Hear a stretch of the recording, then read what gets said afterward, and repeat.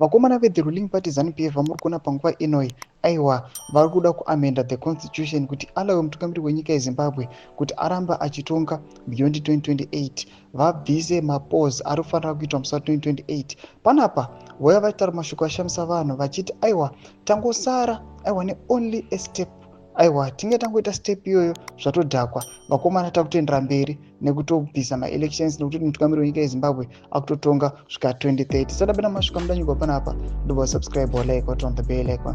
Tipinda panapa muThe Standard Zim tikusangana nenhau panapa iri kuda kanyigwa ichinzi hanzi the ruling party ZANU-PF has laid the groundwork to extend President Mnangagwa tenure to 2030. Mnangagwa is constitutionally mandated to 2 terms end in 2028.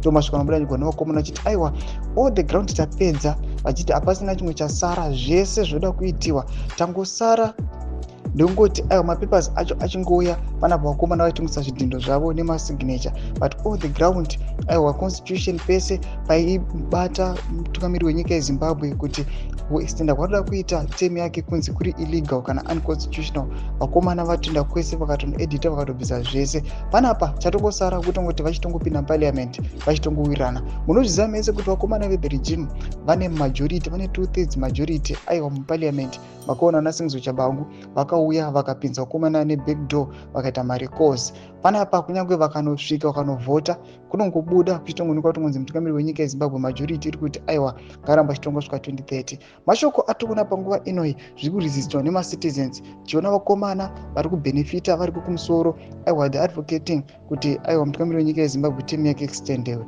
Tiudze mafungiro enyu munoti kudii pamusoro pechiitiko ichi. Pinda comment section menu mudze mafungiro enyu, subscribe or like, turn on the bell icon.